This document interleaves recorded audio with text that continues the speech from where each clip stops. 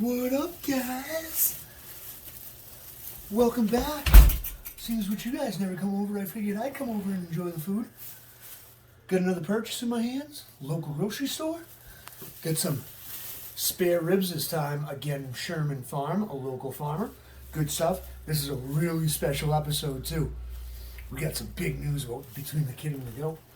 But don't worry, we'll get to that eventually. Let me get all put away, set up, ready to go. It's almost dinner time, guys. Let's do this.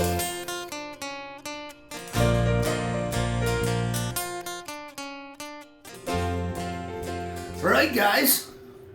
You can see in my face there's only one reason that you're here. Well, no, that's not true because I told you there's some big news going on right now. So now I can say that the only reasons you see my face is because my band Between the Kid and the Goat was on scubasplace.com, internet radio show, featured local artists. I'm sure you can check it out.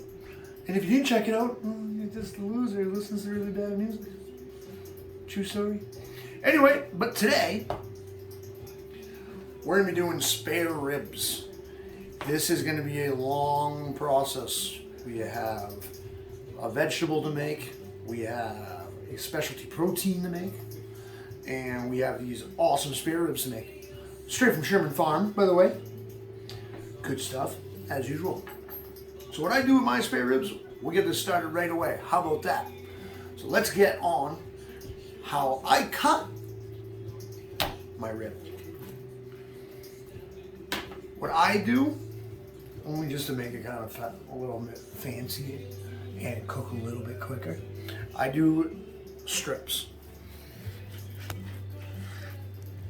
My spare rib right there, a strip.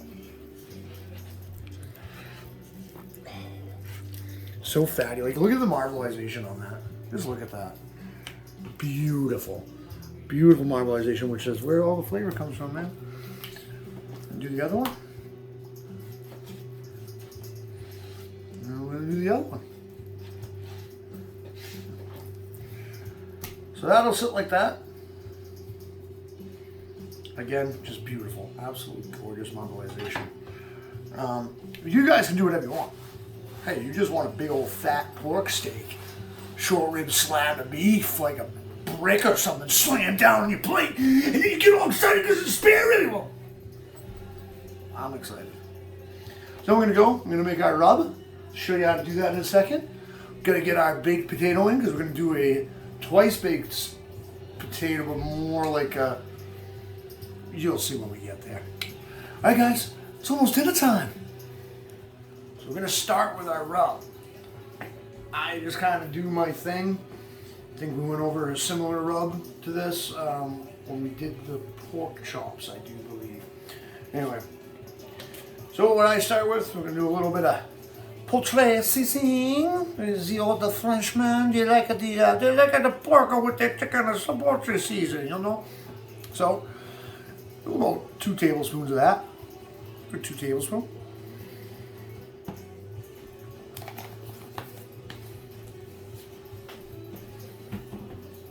We're going to do oregano. By the way, all of this was bought, well, not all of it, but the majority of my spices are bought at Berlin Marketplace, Berlin, New Hampshire.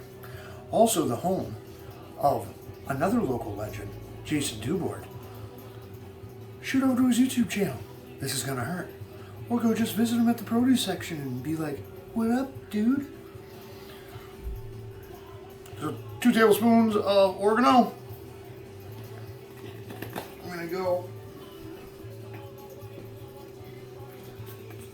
a tablespoon of my favorite, ground mustard. Which, by the way, if you are local and you're not just watching this in like Japan or something, that store is awesome. Like, I got this big, the same size as the poultry seasoning of ground mustard today. $6. You can't get spices that cheap. So about a tablespoon of ground mustard. And then again, bringing back the McCormick Grill Mates barbecue seasoning. I got another one of these, the same size as the poultry and ground mustard and the oregano for $6, dude. Oh, we're going to do 2 tablespoons of this. 2 tablespoons right there. And then we're going to do a tablespoon of onion powder, not onion salt, onion powder. And then you'll have your rub. Mix it up real good.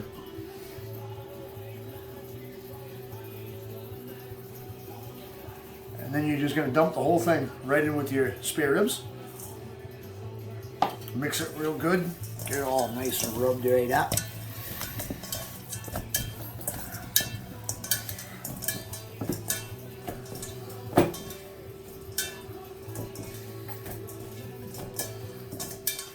All right.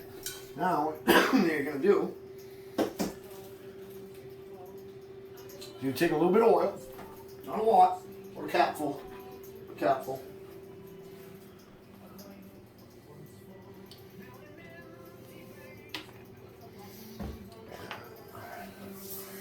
Grease your pan up a little bit.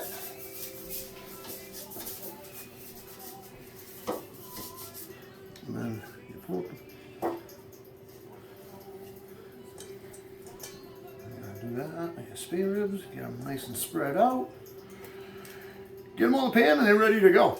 So these are going to go back in the refrigerator until they're ready to be actually thrown in the actual oven, which we'll get to. That's how that's going to be done. Right in the old refrigerator. And it's almost dinner time, guys. Almost dinner time. So we're going to start out now, the actual cooking. You're going to want to preheat your oven to 400 degrees for the baked potato.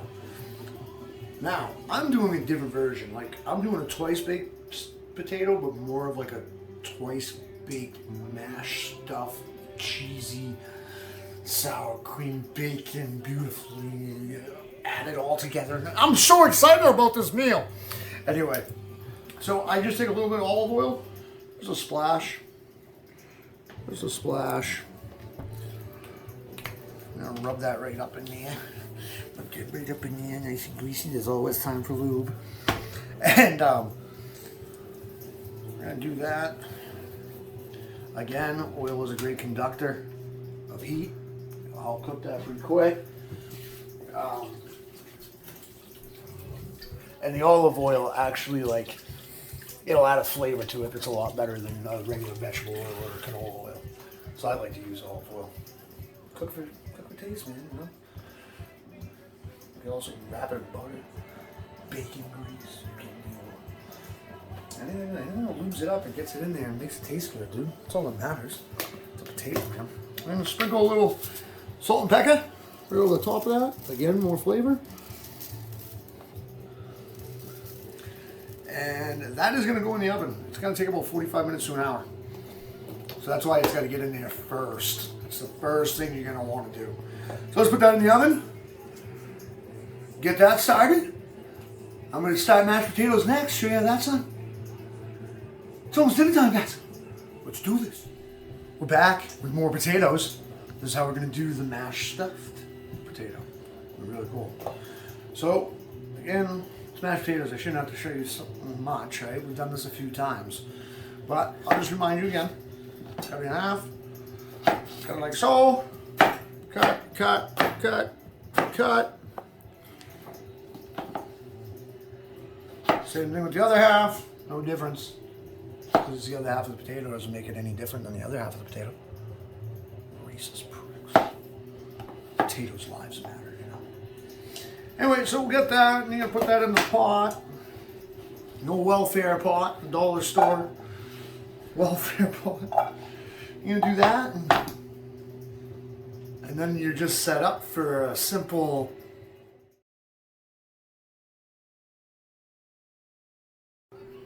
BAM! I love that trick. I'm hoping this never ends. So you got your potatoes all quartered up, water in the pot, and on the stove it is going. Again, this is a glass top piece of shit electric stove that I bitch about in every episode, so no episode is going to be different, right? So you want to put it on like a 7. If you put it on high, it will crack it. Take the old dollar store welfare saute pan, place it on top. I bet you don't have a welfare pod as cool as mine. All right, so that's going, and now we're gonna move on to our veggies. It's almost dinner time, guys. It's almost dinner time. So now we're moving on to the veggies, as I told you. And I am doing string beans and carrots. But I'm gonna do it a little differently than usual, as usual. Take a couple carrots here. Bought at the local grocery store, by the way. If I can get them out of the bag.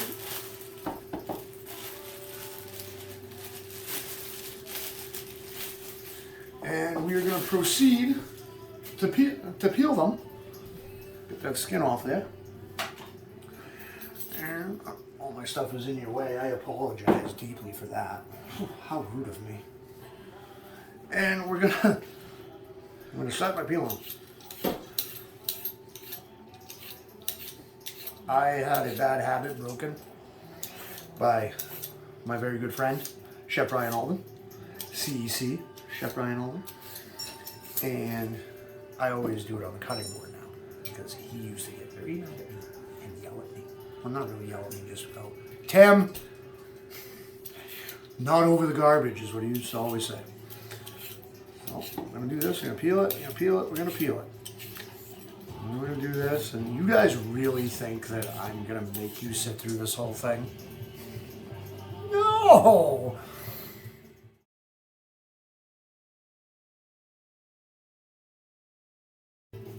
BAM! So while you were away, and I was doing my little magic trick, I made carrots great again.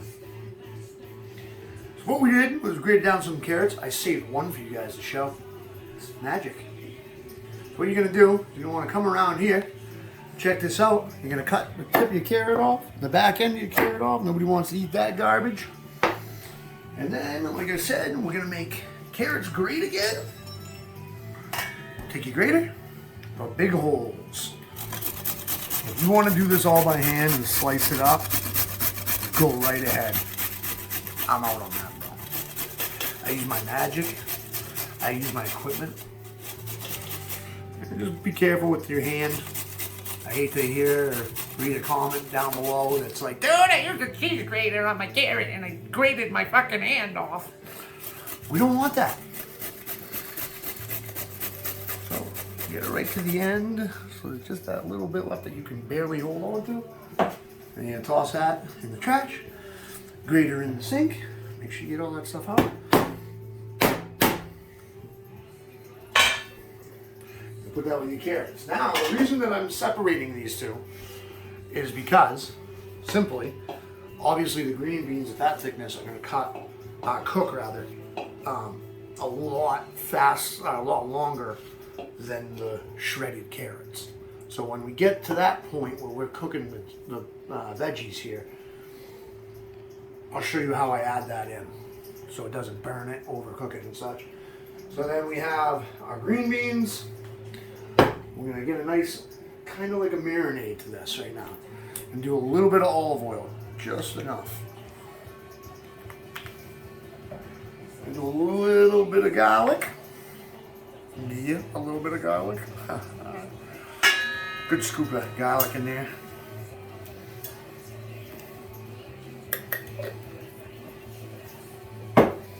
And do a little red pepper flake. Not a lot. We don't want this to be a spicy veggie. We want this to have a nice little kick at the end where it's like, ooh, that was good. That was good right there. So just a little bit, about a tablespoon.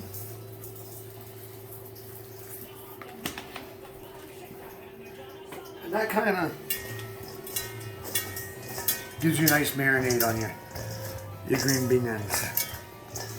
And like I said, when we get to the process of cooking that, I'll show you exactly what I'm doing.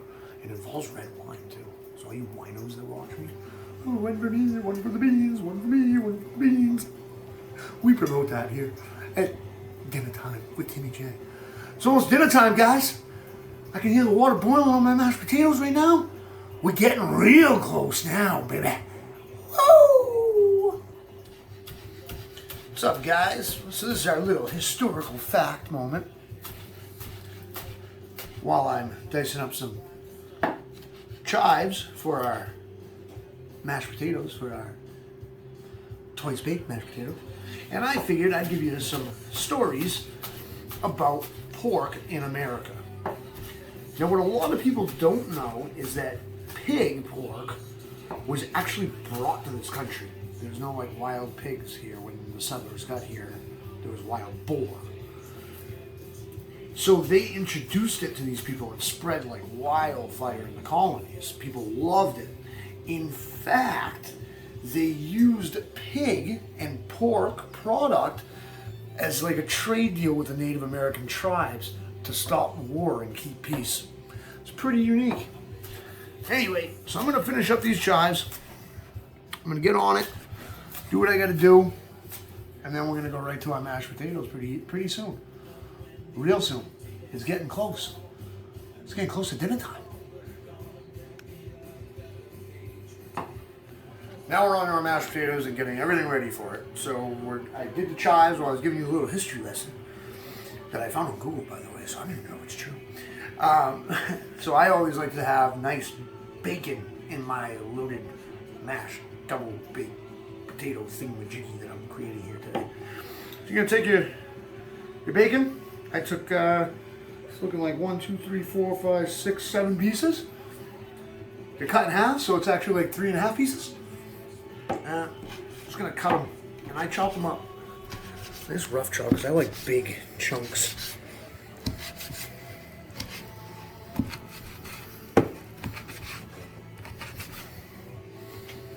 It's up to you. Again, it's your fucking meal, not mine. You want to sit here and slice up bacon, raw bacon, into these small little pieces for bacon that you can go right ahead. Hey, if you wanted to go and spend all your money and not follow the rules of cheap eats, you just buy a bottle of bacon bits for like $11.99. Could have done that too. None of my business. Your meal, not mine. You don't ever come over to visit me. You don't invite me over to visit you.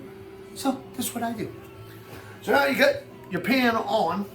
I got it at 7. Saute your pan right there. Take your bacon. No oil needed because of the fat content. No oil needed. And you're just going to start rendering the bacon. And you'll hear it when it gets going. Break it up a little bit. I have the old trusty wooden spoon right here. That's got to kind of let it cook, you know. Let it get nice and whatever temperature you want it to. You like it crispy. You like it a little bit medium. You like it a little rare and rubbery. It's all on you, man. Again, your stuff. While that's going, we're going to get the mashed potatoes started up. So we're going to take our old welfare pot here. Keep it covered. We don't use a strainer in there where I'm from. Let me just do this. Get rid of the majority of the water. You can still leave a little bit. Won't kill it. Having a little bit of water in there. I should save you some money on milk or sour cream. I'm just showing you what I do. You don't have to do what I do. So now, put it back on the burner. The burner will be warm still. And I'm going to take about a quarter of a stick of butter.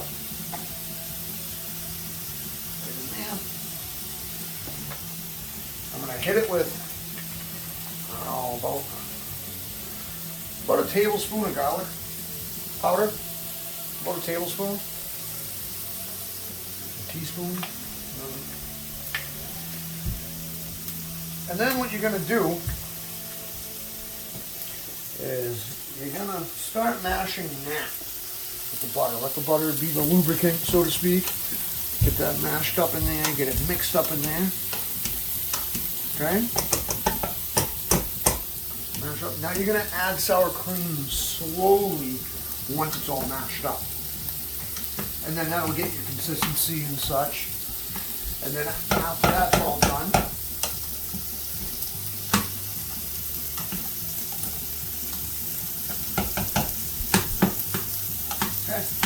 now it's all nice and mashed up. Get rid of your masher. I know that some people have like the bakery things there, those giant whisk gun things. You do that shit. That works really well. Obviously, before I forget, you're gonna want a little salt and pepper. Nice little pinch.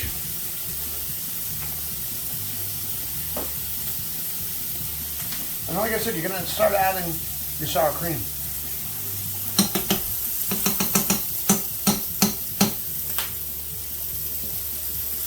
Mix that in.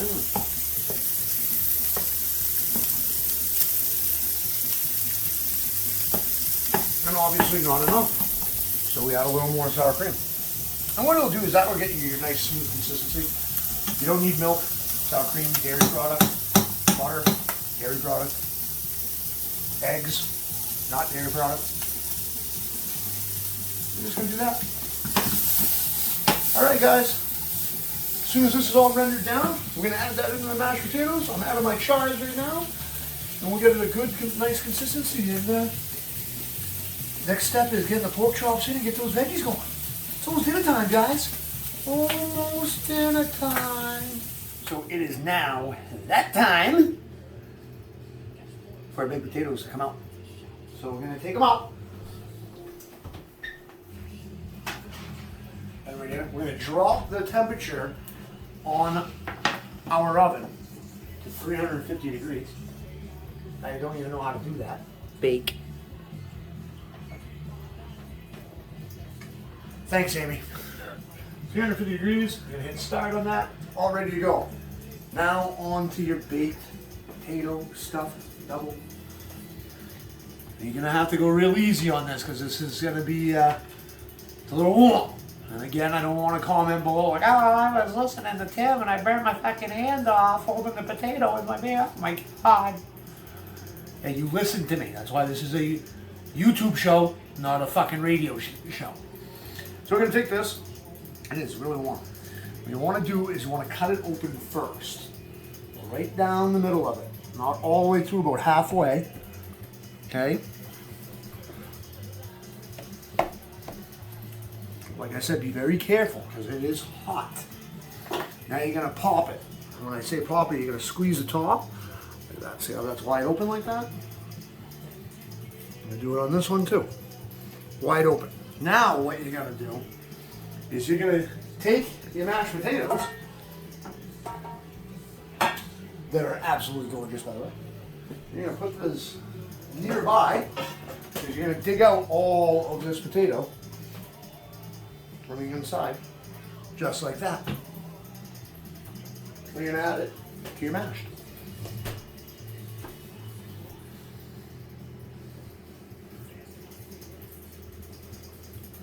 And to be honest with you, these potatoes are not even all the way cooked, really. Kind of chunky when you get down there. But that's fine, because it's going to be a twice baked potato. So you're going to hollow that out. Get that all hollowed right out of there. And now you just got the shell. Do it to the next one.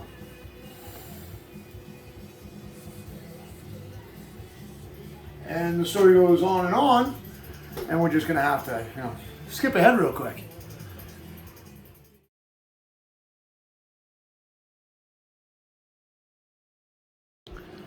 BAM! Hollow shells. Mashed potatoes are in a piping bag. Hopefully you know how to do that. I didn't show you, but pretty simple. Cut the end off.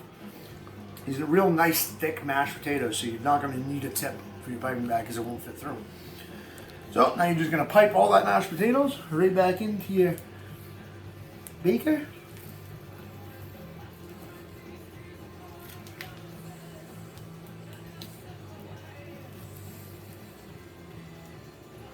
Well, like I said, it's going to be thick, so it might not come out the way you want it to at first.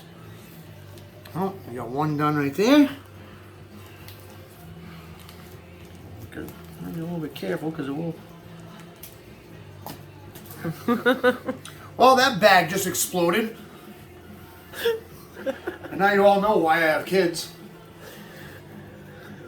So anyway, you're going to get the mashed potatoes in there. I'm going to clean up that mess in the meantime.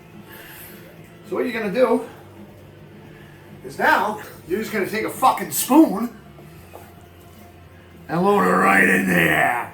There you go. There you go. There's your fucking mashed potatoes and your baked potato. Well, you know what? Mistakes happen when you're cooking. That's what all about experimenting and so on and so forth. And now I have mashed potatoes all over the place. And don't worry, I'll get that cleaned up after this last segment. Really good. You know what I like to do?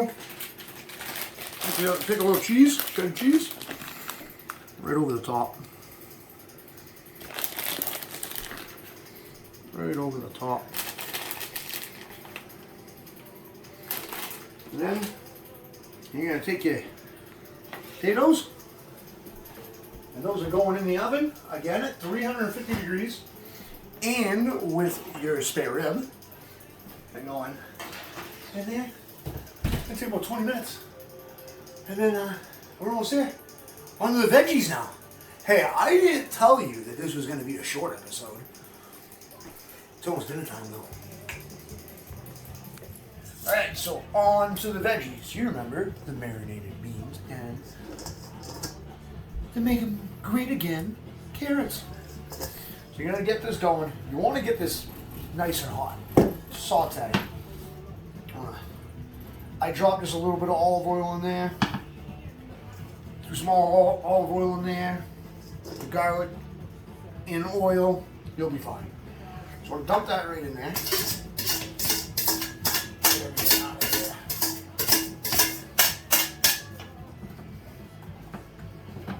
And you're gonna basically wait for that to heat up, get it real hot, and it'll be sizzling. Now once it starts sizzling, what you're gonna do, because you're not really trying to cook the beans as much as heating them up.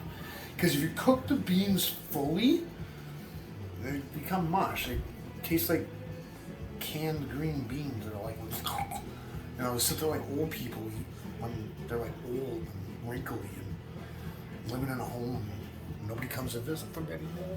It's a really sad story. Oh. No, anyway. The saddest part about that story is their family put them there. So, you're gonna wait, you're gonna get that going. Should be heating up anytime soon here. Or not. Anyway, so you're gonna get that sizzling. Now this is what I do. And I'm gonna jump a couple steps. You do what you gotta do, man, you know. I'm gonna jump a couple steps, and what I'm actually gonna do is, before it starts sizzling, I'm just gonna hit it with the red wine now. Just gonna hit it with a little bit of red wine. I use the cheap stuff, the Cabernet Sauvignon of California. It doesn't even have a date on it because it was probably made last week. And you're just gonna let that cook right in. But like I said, not cook. Heat up. And that'll cook with the oil and the red wine and the red pepper flakes and the garlic. And it's getting warm now, finally. Hate these electric stoves. And like I said, once it's sizzling and it gets nice and warm, and it's got a good, it won't be stiff. You know what I mean? It'll be like the asparagus at time, when it's wing. That's when you'll add your carrots. So that's where we're at, guys. And now we're just waiting for food to be done. And then there's plating. And about 10 minutes, it's gonna be dinner time. And we'll get back to you at the end of it all, huh? Oh, I hear it sizzling. It's dinner time.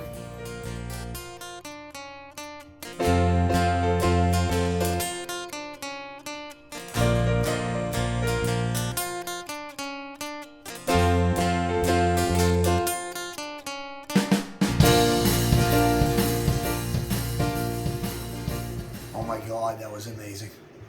It was so good. I'm so full.